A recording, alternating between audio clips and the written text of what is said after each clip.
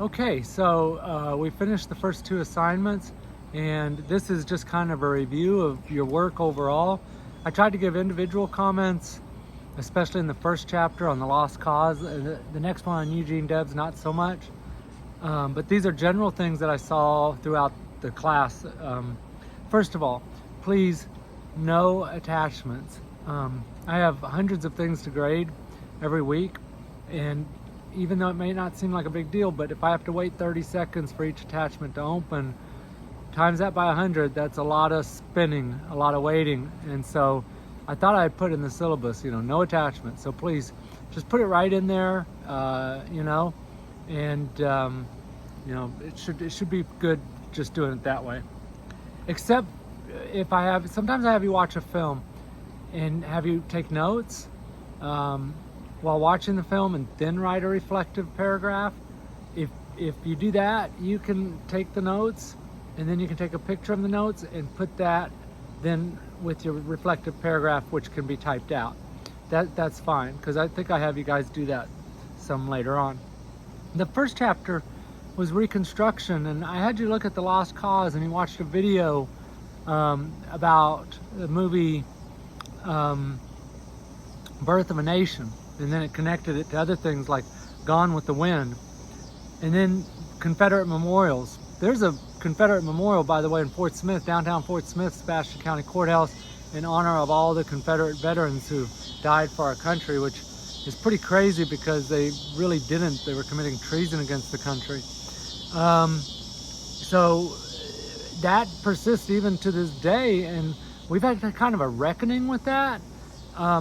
Okay, but as for your responses, I think most of you did pretty good defining the lost cause. I didn't see a lot about the Confederate memorials and things.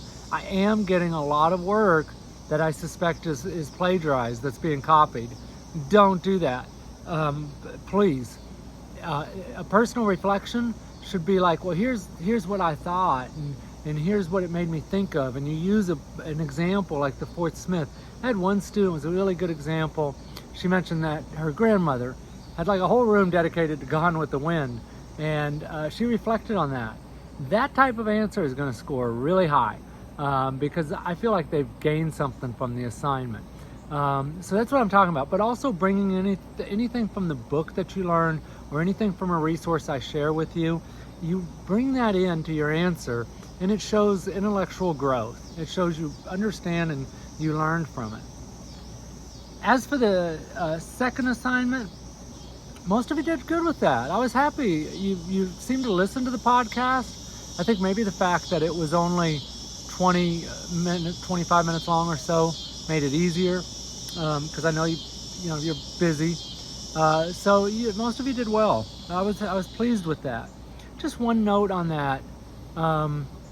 When we look at Debs and his American socialism, there is some confusion about what socialism is, and that's because sometimes people say, well, they're socialists, and they're using the word interchangeably with communist, and they're not the same thing at all. And some of you reflected and like, I don't like socialism, I don't like socialists. I just want to point out that that you probably misunderstand socialism. We do not have a pure capitalist system, never have, and it's become more socialist over the years. So what we have is a mixed market economy where we have capitalism, but we have socialist elements to that. So Social Security is socialist, Medicare, Medicaid, Head Start, tons of different programs that we have, social programs, are socialist. If you define socialism as being a government-run program that helps to redistribute wealth. We do that. Our whole tax structure, where the wealthy pay higher in taxes than the poor, even though there's a lot of loopholes, but that too is socialist.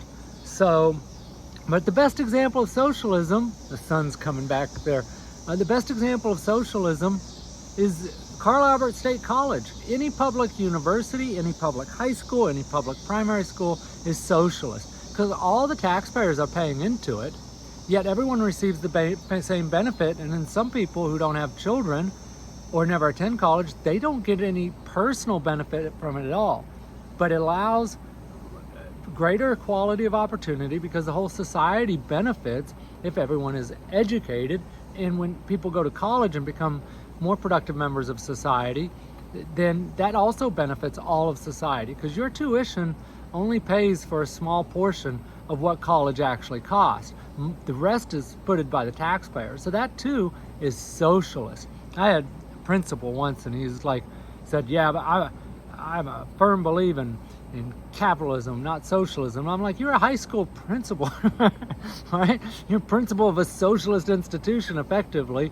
So it's just a lot of that is politics, because certainly right wing, they try to brand the left wing and tie that socialism to, I think, to scare people, and part of it's just semantics, because even the people that are chastising socialism, I think even they would agree with most of these social programs. Very few would want to cut it, and you threaten to cut Social Security, you're not going to win re-election. But anyways, all right, I'm looking forward to reading your stuff for next week. I'm sorry about the sunshine, which has peaked out here as I've tried to film this.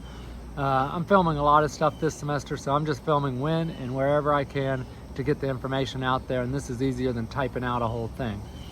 Good luck on the next chapter, the next assignment. As always, email me if you have a rough draft, you want me to take a look at it. I'm happy to take a look at that before you submit it, as long as you give me 2 or 3 days ahead of time. Don't send it 10 o'clock Sunday night.